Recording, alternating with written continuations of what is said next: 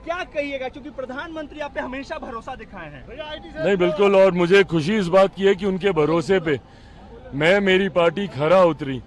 ये कोई सामान्य बात नहीं है कि आप एक सांसद वाली पार्टी को, मुझे नहीं लगता गठबंधन राजनीति के इतिहास में इससे पहले कभी ऐसा हुआ कि एक सांसद वाली पार्टी को 5 सीटें लड़ने के लिए दी गई हो।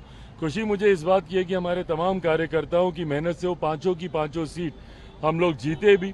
प्रधानमंत्री की झोली में हम लोगों ने उस सीट को जीत कर दिया भी। कल जब हमारी प्रधानमंत्री जी से मुलाकात हुई तमाम सांसदों के साथ, उनकी बातों में भी इस बात की खुशी देखने को मिली। उन्होंने भी अपना आशीर्वाद और मार्गदर्शन हम लोगों को दिया। आपको एक बहुत महत्वपूर्ण मंत्रालय दिया गया है बिहार के लिए। चिराग पासवान आप क्या करेंगे, क्योंकि बिहार फर्स्ट शुरू से आपका एजेंडा रहा है। बिल्कुल, मैंने हमेशा से बिहारी फर्स्ट के माध्यम से बिहार में फूड प्रोसेसिंग यूनिट्स का मैंने जिक्र किया।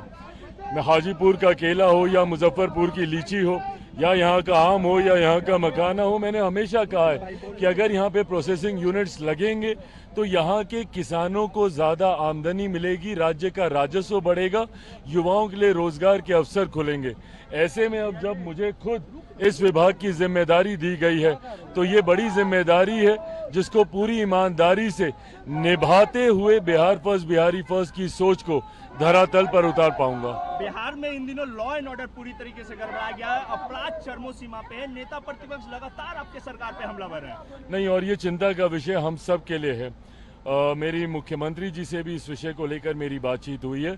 आने वाले दिनों में इस बात को सुनिश्चित किया जाएगा कि अपराधियों की धरपकड़ कर अपराध को नियंत्रित किया जाए, क्योंकि अपराध को कतई बर्दाश्त नहीं किया जा सकता। हाल फिलहाल के दिनों में आपराधिक घटनाएं जिस तरीके से बढ़ी हैं, ये हम सब के लिए, हमारी सरकार के लिए चिंता का विषय है और इसको जल्द नियंत्रित करने के लिए सरकार तत्परता से कार्य कर रही है। पुल भी गिर रहे हैं चिराग जी, 10 दिनों में 4 पुल गिर गए हैं। ये भी बहुत दुर्भाग्यपूर्ण है, और ऐसे में गुणवत्ता के साथ जिसने भी भ्रष्टाचार किया है, ना किसी दोषी को बख्शा जाएगा।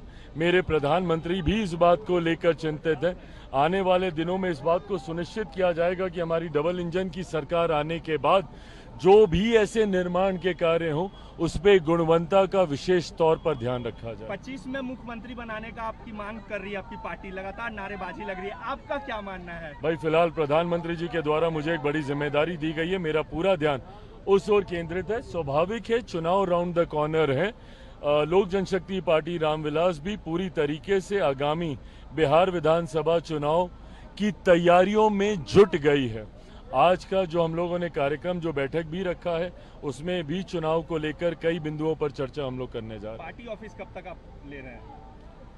मुख्यमंत्री जी के अधिकार क्षेत्र में है ये। आने वाले दिनों में हम लोगों ने इच्छा जरूर रखी है, क्योंकि 5 सांसद हैं हम लोग के। ऐसे में पार्टी का एक अपना कार्यालय होना चाहिए। ये मुख्यमंत्री जी के अधिकार क्षेत्र में है कि वो हम लोग को कहाँ पर ये कार्यालय देते हैं। नीट को लेके क्या बोलिएगा, जिस तरीके से गड़बड़ी हो रही है पेपर लीक में? ये गलत है, दुर्भाग्यपूर्ण है। ऐसे में इतना मैं जरूर कहूँगा कि हमारी सरकार पूरी तत्परता, ईमानदारी के साथ छात्रों के भविष्य को सुरक्षित करने की सोच के साथ आगे बढ़ने का काम कर रही है। नीट मामले में कई स्टेक होल्डर्स हैं, कई ऐसे छात्र भी हैं जो री एग्जामिनेशन के पक्ष में नहीं है। 24 लाख स्टूडेंट इसमें इन्वॉल्व हैं। कई हैं जो चाहते हैं री एग्जामिनेशन हो। इस बीच दोनों ही पक्ष न्यायालय भी गए हैं।